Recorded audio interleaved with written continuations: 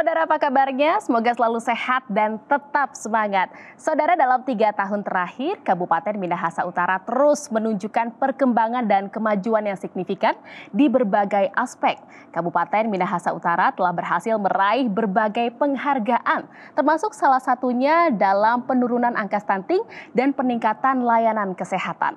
Lantas apa saja program dan inovasi yang dilakukan oleh pemerintah Kabupaten Minahasa Utara dalam meningkatkan kualitas dan kesejahteraan masyarakatnya di sana? Kita akan bahas selama 30 menit ke depan bersama saya Jihan Novita di Bincang Kita Kompas TV.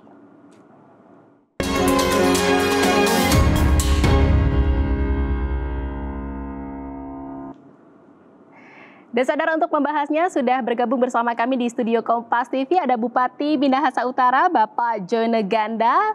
Apa kabar Pak Jone? Baik, Mbak Jihan. Baik. Terima kasih Pak atas waktunya sudah bergabung di Bincang Kita Kompas TV. Ya.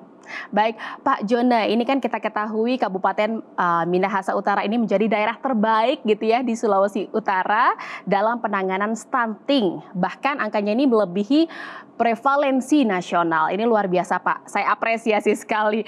Pak Jone, ini kan terkait dengan keberhasilan tersebut, akhirnya Minahasa Utara mendapatkan penghargaan dan juga Pak Bupati diberikan kesempatan untuk menjadi narasumber dalam seminar Hari Keluarga Nasional pada Juni 2024 kemarin ya Pak ya. Lalu apa saja Pak poin-poin penting yang disampaikan oleh Pak Bupati dalam seminar tersebut terkait dengan penanganan stunting? Ya, terima kasih Mbak Jihan. Jadi pertama-tama saya ingin menyampaikan bahwa memang pemerintah ini kan sedang sangat giat untuk penanganan stunting, terutama dalam rangka kita mau melihat bagaimana kita menghadapi bonus demografi ke depan. Nah, Kabupaten Minahasa Utara memang termasuk salah satu kabupaten yang sangat berhasil dalam penurunan angka stunting. Karena di tahun 2022 penurunan angka stunting itu kita berada di sekitar 20,5. Dan kemudian yang terakhir 2023 kita mampu menurunkan angka stunting di 10,9. Dan ini sudah di bawah target nasional yaitu 14%. Nah, target nasional ini diberikan oleh Pak Presiden untuk kita ke depan menurunkan angka stunting mendekati 14%. Dan dengan pencapaian yang 10,9% ini saya menargetkan di 2024 ini kita single digit. Nah, saya tadi menyinggung pertanyaan Mbak Jihan bahwa memang kami kemarin membagikan pengalaman bagaimana kita menangani stunting di Kabupaten Minahasa Utara sehingga kita mampu menurunkan angka stunting tersebut. Jadi memang ada kolaborasi yang sangat kuat antara pemerintah Kabupaten Minahasa Utara dengan semua stakeholder terkait. Mulai dari seluruh Forkopimda, saya jadikan Bapak dan Bunda anak stunting. Kemudian seluruh SKPD kita berikan tanggung jawab untuk menjadi penanggung jawab terhadap penanganan stunting. Bahkan sampai ke lurah dan hukum tua. Ya, kalau di desa itu ada hukum tua atau kepala desa, kita juga jadikan mereka ayah dan bunda stunting. Nah, ini memberikan dampak yang sangat signifikan dalam penurunan angka stunting karena ini kita keroyokan. Kita rame-rame kita tangani stunting. Tapi memang penanganan stunting ini kita melihat bahwa tidak hanya sekedar kita keroyokan, tapi program yang nyata yang betul-betul masuk ke anak yang bersangkutan, yang dia makan, kemudian apa saja yang akan kita lakukan selanjutnya, itu juga menjadi sangat penting. Makanya kami melakukan program yang namanya Dapur Stunting. Nah, Dapur Stunting ini di setiap desa mereka melakukan masak bersama. Kemudian mereka memberikan makanan tambahan kepada anak stunting. Dan ini memberikan dampak yang sangat besar sehingga kami mampu menurunkan angka stunting di Kabupaten Minahasa Utara. Kira-kira demikian, Mbak Jihan. Jadi kuncinya atas keberhasilan ini adalah keterlibatan, partisipasi, dan juga kolaborasi dari semua pihak untuk bisa menurunkan angka stunting di Minahasa Utara. Lalu apa saja Pak strategi dan juga program dalam penerapan untuk percepatan penurunan angka stunting di Minahasa Utara? Ya, strateginya memang begini. Stunting ini kita tidak, sekarang ini kan kita menanganinya anak yang sudah stunting di 1000 hari pertama, kemudian kita intervensi.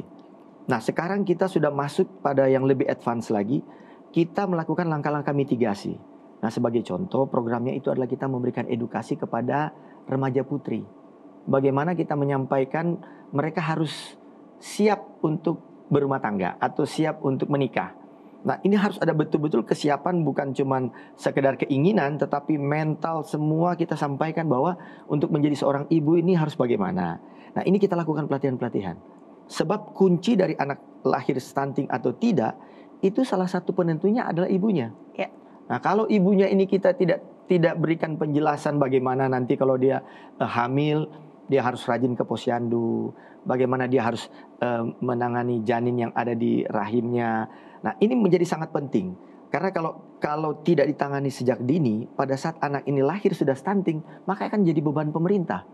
Oleh karenanya tadi saya sampaikan kolaborasi dari semua stakeholder ini, kepala desa yang menjadi ujung tombak pemerintahan di desa, itu dia harus tahu, bahkan sampai ke RT ya, RT RW itu dia harus koordinasikan, mesti tahu siapa-siapa saja yang memiliki anak gadis. Lihat bagaimana dia sekolah, apakah dia rajin ke sekolah, atau mungkin ini kenapa anaknya ini sudah jarang ke sekolah, jangan-jangan ada sesuatu. Nah, ini harus segera ditangani. Menarik sekali nih Pak perbincangannya. Lalu terkait dengan alokasi anggaran nih Pak Jono, boleh dijelaskan bagaimana dengan alokasi anggaran dari Pemkab Minahasa Utara sendiri terkait dengan percepatan stunting di tahun 2024 dan bagaimana implementasinya? Ya, pertama ini pertanyaan sangat baik Mbak Jihan. Memang anggaran yang dialokasikan kita ini sangat berterima kasih. Karena bukan hanya alokasi anggaran yang dilakukan di APBD kita, tapi kami juga mendapatkan dana alokasi khusus dari pemerintah pusat. Di samping dana alokasi khusus dari pemerintah pusat, kita juga mengalokasikan anggaran untuk di dinas terkait. Dan dinas terkait ini bukan hanya dinas yang khusus menangani keluarga berencana, tetapi kita juga semua dinas-dinas yang berkaitan, dinas kesehatan, dinas pendidikan, dinas perlindungan anak, kita harapkan bahwa semua dinas-dinas ini kita bisa berikan alokasi anggaran yang tujuannya juga untuk penanganan stunting. Contoh, untuk pembinaan remaja putri kan kita bisa ke dinas perlindungan anak, ibu dan anak. Nah, ini mereka juga bisa memberikan edukasi. Kemudian di dinas kesehatan kita juga bisa memberikan alokasi anggaran untuk makanan tambahan, vitamin misalnya. Nah, ini akan memberikan dampak. Termasuk saya juga mengawal untuk mengalokasikan anggaran dari dana desa, Mbak Jihan. Nah, jadi anggaran dana desa ini juga kita minta untuk dialokasikan untuk penanganan stunting. Nah, sehingga kita sampaikan bahwa kalau di desa tersebut masih ada anak stunting, maka harus dialokasikan alokasi khusus untuk penanganan stunting. Sehingga anggaran yang dari semua sektor ini kita harapkan akan mampu juga untuk bisa menekan angka prevalensi stunting yang ada di Kabupaten Minahasa Utara. Jadi memang harus satu visi dan juga misi gitu ya Pak ya, untuk bisa sama-sama bekerja sama untuk bisa menurunkan angka stunting di Minahasa Utara. Ini menarik sekali perbincangan kita Pak Jono. Sebenarnya masih banyak sekali yang saya ingin tanyakan, tetapi kita harus jeda sejenak. Dan saudara tetaplah di Bincang Kita Kompas TV.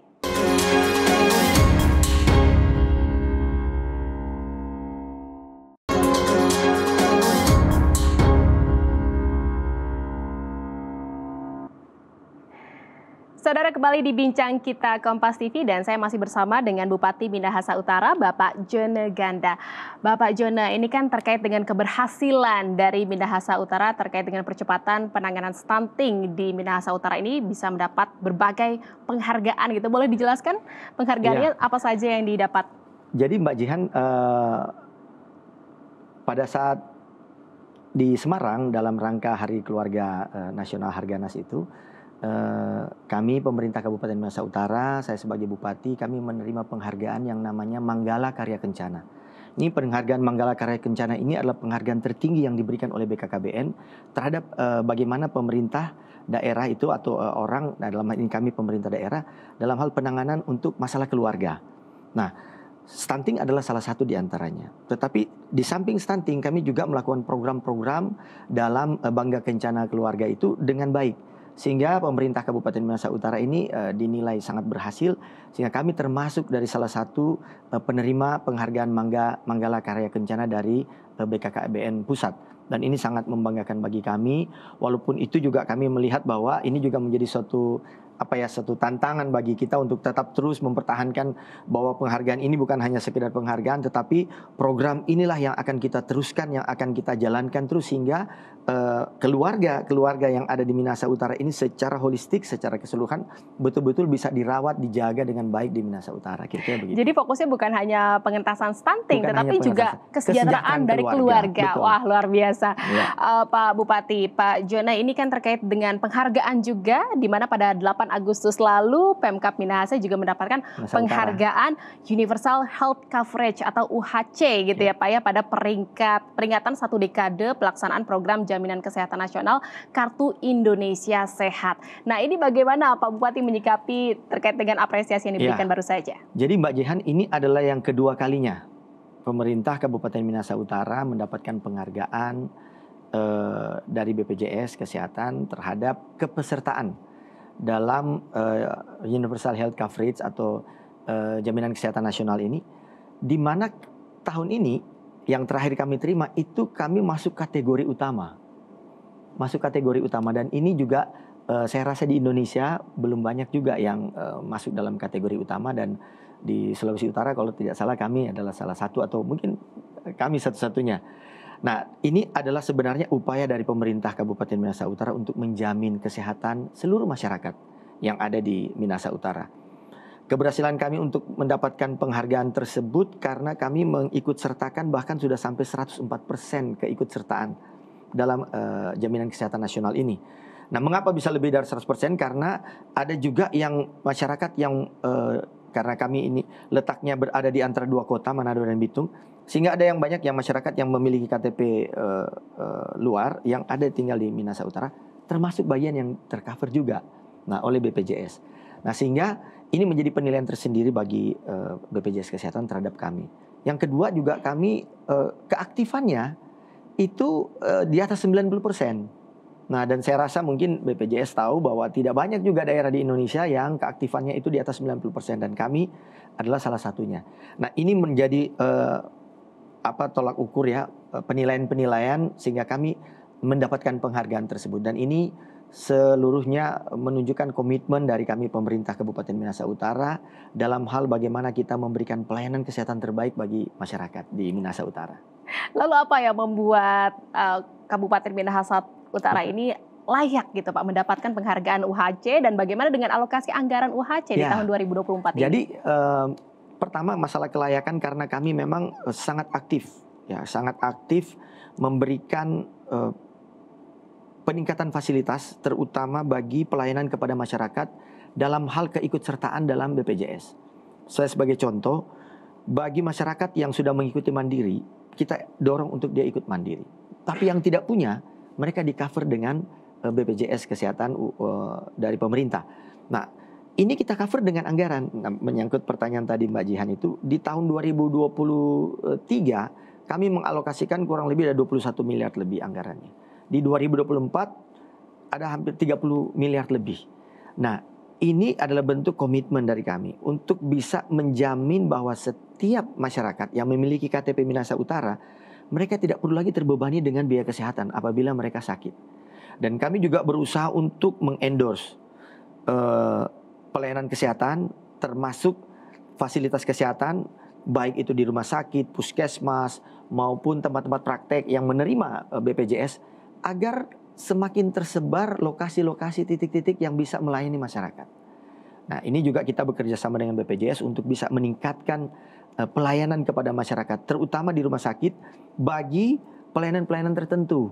Nah, ini kita berharap bahwa dengan semakin banyak, semakin luas lagi sarana kesehatan yang bisa dinikmati oleh masyarakat, tentu masyarakat akan lebih nyaman untuk mendapatkan pelayanan kesehatan. Waduh, setuju gitu. Pak Bupati. Ya. Ini menarik sekali. Pak Bupati, kan terkait dengan program prioritas bukan hanya kesehatan, tetapi juga pendidikan juga menjadi fokus dari program-program yang dilakukan oleh pemerintah Kabupaten Minahasa Utara. Terkait dengan hal ini nih Pak, ada kerja nyata dari Pak Bupati ini bisa dilihat dari keberhasilan menjadikan Dinas Pendidikan Kabupaten Minahasa Utara ini untuk meraih penghargaan Anugerah Mapalus kategori daerah pelaksana transformasi pendidikan dan terbaik se-Sulawesi Utara. Apa saja Pak memang terobosan yang dilakukan oleh Pak Bupati dalam meningkatkan pendidikan dan juga mutu dari tenaga pendidik di Minahasa Utara? Memang salah satu yang menjadi perhatian kami itu adalah karena pemerintah kabupaten itu kan penanganan ala pendidikan dasar dari PAUD, TK, SD sampai SMP. Nah, keberhasilan kita menangani pendidikan dasar ini akan menentukan kualitas pada saat mereka masuk SMA, ya, sekolah lanjutan. Oleh karenanya kita perlu untuk mendidik pendidikan dasar ini sebaik-baiknya. Nah, salah satu kuncinya adalah tenaga pengajarnya ini harus kompeten. Ya, setuju. Nah, di era Merdeka Belajar yang dicanangkan oleh Kementerian Pendidikan Ristek, nah kami bekerja sama dengan Balai Pengembangan Sumber Daya Manusia Provinsi Sulawesi Utara di bawah Kementerian Pendidikan untuk melakukan transformasi tenaga pendidik.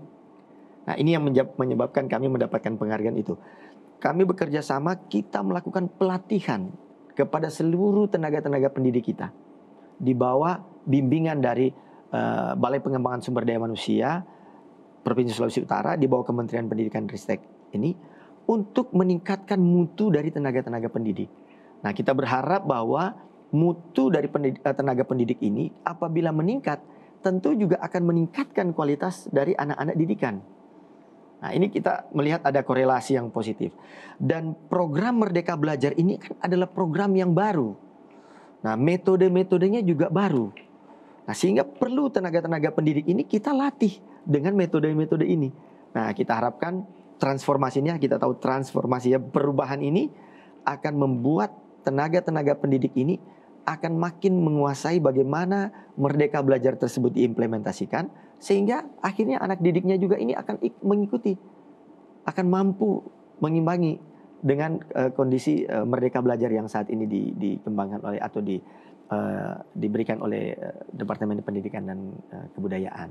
Jadi dengan meningkatkan kualitas dari SDM pengajarnya ini ya, tenaga pendidiknya ini juga akan memastikan kualitas dari para anak didiknya juga menjadi semakin meningkat gitu ya Pak ya. Baik Pak Bupati, menarik sekali perbincangan kita. Nanti kita akan lanjutkan seusai jeda lagi perbincangannya. Tetaplah di Bincang Kita Kompas TV.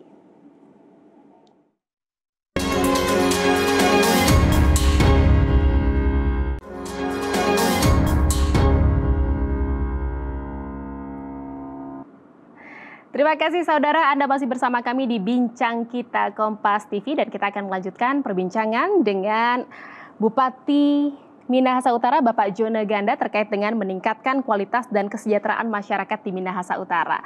Pak Jona, terkait dengan program prioritas bukan hanya kesehatan, pendidikan tetapi juga infrastruktur. Boleh dijelaskan infrastruktur apa saja yang diresmikan di tahun ini dan bagaimana dengan pengembangan sektor pariwisata di Minahasa Utara? Oke.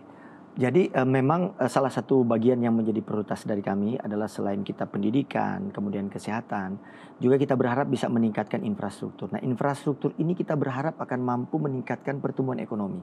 Saya sedikit menjelaskan bahwa pertumbuhan ekonomi di Kabupaten Minahasa Utara ini kita cukup baik. Kita berada di atas pertumbuhan ekonomi provinsi maupun berada di tingkat pertumbuhan ekonomi nasional. Nah, sehingga tingkat pertumbuhan ekonomi ini yang kita harapkan kita perlu support dengan infrastruktur. Nah, pembangunan infrastruktur yang kami lakukan di Minahasa Utara ini pertama mungkin ya yang umum kita banyak melakukan pembangunan jalan ya. Jalan ini kita mendapatkan bantuan dari pemerintah pusat melalui dana alokasi khusus untuk membangun jalan yang menghubungkan antara Minahasa Utara dengan kabupaten yang ada di sekitar.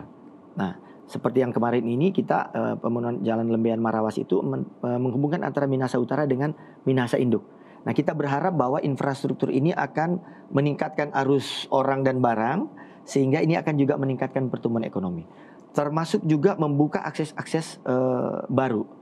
Ya, termasuk misalnya dengan adanya akses jalan ini, kita berharap bahwa perkebunan yang berada di sekitar yang dilewati oleh jalan ini akan ikut juga berkembang.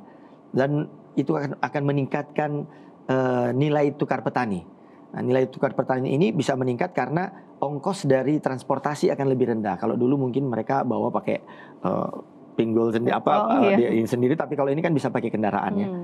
Nah, termasuk juga infrastruktur yang ada kaitannya dengan pengembangan pariwisata. Nah, ada beberapa jalan yang dibangun oleh pemerintah. Ini kita harapkan akan meningkatkan akses untuk ke tempat pariwisata seperti yang kita tahu ada Likupang sebagai destinasi pariwisata super prioritas. Nah, ini semua kita berharap bahwa infrastruktur ini walaupun memang disesuaikan dengan kemampuan daerah maupun negara dalam mengalokasikan untuk pembangunan jalan, jembatan, kemudian irigasi. Terkait dengan sektor pariwisata ini kan juga tadi Pak Bupati sempat singgung ada Likupang gitu ya Pak, Ya. yang sekarang memang mendatangkan banyak sekali investor. Boleh dijelaskan terkait dengan hal tersebut? Ya, jadi memang Minahasa Utara ini kami memiliki Likupang sebagai satu dari 5 destinasi super prioritas yang dicanangkan oleh pemerintah pusat. Nah, pemerintah pusat juga sudah mengalokasikan cukup banyak anggaran yang diberikan untuk membangun akses termasuk infrastruktur dasar seperti jalan, kemudian pipa air, ya, telekomunikasi, nah, listrik. Ini juga infrastruktur yang cukup besar yang diberikan oleh pemerintah pusat untuk mendukung Likupang sebagai destinasi super prioritas. Nah, ini kita harapkan bahwa Likupang yang menjadi destinasi super prioritas ini ke depannya akan mampu memberikan kontribusi di sektor pariwisata bukan hanya untuk Minahasa Utara tapi Sulawesi Utara dan bahkan nasional. Nah, investasi yang masuk sekarang ini di Minahasa Utara ini kita memiliki kawasan ekonomi khusus pariwisata. Sudah ada pemegang KEK-nya yaitu PT MPRD. Ini sementara sedang melakukan pembangunan infrastruktur di dalam area KEK-nya. Nah, kedepannya juga mereka juga akan membangun fasilitas-fasilitas untuk sektor pariwisata. Sekarang ini juga sedang membangun hotel berbintang 5, salah satu hotel berbintang 5 yang ada di Likupang Barat. Ini juga investasinya juga sudah sampai kurang lebih 1,5 triliun. Wow. Ya, membangun satu hotel, dan ini kita berharap tahun ini mudah-mudahan bisa beroperasi, mungkin paling terlambat awal tahun depan. Nah, ini kita dengan adanya fasilitas hotel ini tentu ini akan meningkatkan tambahan daya tarik bagi wisatawan untuk bisa datang ke Minahasa Utara karena ada fasilitas-fasilitas ini. Ya, Pak Bupati ini juga berkomitmen sekali untuk bisa mempercepat pertumbuhan UMKM lokal untuk bisa go publik gitu ya Pak. Apa saja strateginya yang dilakukan? Ya, jadi memang sebagai dampak dari kita untuk mengembangkan pariwisata itu adalah kita membina UMKM. Nah, UMKM ini kita melalui dinas-dinas terkait, kita sering sekali melakukan satu pelatihan. Kemudian kita juga memberikan bantuan. Jadi di samping kita memberikan pelatihan, kita juga bantu untuk ketersediaan peralatannya. Nah, kita berharap bahwa dengan memberikan bantuan-bantuan peralatan ini, mereka akan meningkatkan jumlah produksinya dan yang terutama kualitasnya. Sehingga ada satu UMKM kita yang sudah bisa bahkan produk-produknya itu juga sudah bisa ditampilkan di luar negeri, di Amerika, di Eropa. Nah, ini sangat kita harapkan bisa diikuti juga oleh UMKM lain untuk meningkatkan kualitas hasil produksi UMKM-nya termasuk sumber daya manusianya, sehingga ini akan bersinergi antara peningkatan dari sektor pariwisata juga diimbangi dengan kemampuan UMKM kita untuk mendukung sektor pariwisata ini. Nah, ini tentu kita berharap dampak dari semua ini juga akan memberikan dampak pada pertumbuhan ekonomi di Minahasa Utara. Ya, bukan hanya untuk pemerintahnya tapi juga masyarakatnya tentunya. Betul. Ya Pak ya. Lalu terakhir nih Pak Bupati, apa pesan dan juga harapan dari Pak Bupati terkait dengan perkembangan dan juga seluruh program prioritas yang dilakukan oleh pemerintah Kabupaten Minahasa Utara ini terkait dengan kebijakan yang sudah berjalan dan juga untuk di masa mendatang? Ya. Pertama, saya ingin menyampaikan bahwa kami terus berpikir untuk sustain ya, program berkelanjutan. Kita berharap bahwa program ini akan terus kita lanjutkan. Yang sudah memberikan dampak saat ini kita lihat. Pertumbuhan ekonomi kita di atas nasional, saya sudah sampaikan, IPM kita juga, indeks pembangunan manusia kita itu 76,5%. Itu di atas provinsi, di atas nasional. Artinya masyarakat yang tinggal di Minahasa Utara ini lebih sejahtera, lebih enak dibandingkan masyarakat Indonesia secara keseluruhan. Nah, program-program ini kita harapkan bisa mendapat dukungan dari masyarakat. Karena tanpa keterlibatan masyarakat, tentu program-program pemerintah ini juga tidak akan berjalan dengan baik. Kemudian yang kedua, saya juga berharap bahwa yang juga kami rasakan sekarang, dukungan dari pemerintah provinsi kepada kami, karena pembangunan ini tidak hanya bisa dialokasikan atau dibiayai oleh kami sendiri. Dukungan dari pemerintah provinsi dan terlebih juga dukungan dari pemerintah pusat untuk membangun, untuk memberikan alokasi-alokasi yang dimanfaatkan untuk pembangunan baik sumber daya manusia, infrastruktur, ini semuanya akan terus berkelanjutan. Dan kita berharap bahwa apa yang sudah kami capai ini di tahun-tahun yang akan mendatang kita tingkatkan lagi. Sehingga kita akan terus mencapai pencapaian yang lebih maksimal lagi. Di samping dalam 3 tahun ini kita sudah memberikan pencapaian yang sungguh luar biasa, karena Kabupaten Minahasa Utara ini sekarang sudah makin banyak dikenal, penghargaan kita juga sudah banyak sekali, termasuk penghargaan dari Pak Presiden. Saya juga kemarin mendapatkan penghargaan Satya Lencana Wirakarya dari Pak Presiden. Itu juga merupakan hal yang membanggakan bagi kami, terutama kita persembahkan untuk masyarakat Kabupaten Minahasa Utara. Baik, terima kasih atas perbincangannya Pak Bupati Minahasa Utara, Bapak Jona Ganda. Semoga saja seluruh programnya bisa terlaksana dengan baik dan juga didukung dan juga dibantu oleh masyarakat sekitar ya Pak ya, untuk bisa memajukan Minahasa Utara. Terima kasih sekali lagi, dan tidak terasa saudara sudah 30 menit kita berbincang dengan Bupati Minahasa Utara di Bincang Kita Kompas TV. Akhir kata, saya Jihan Novita pamit undur diri. Terima kasih. Sampai jumpa.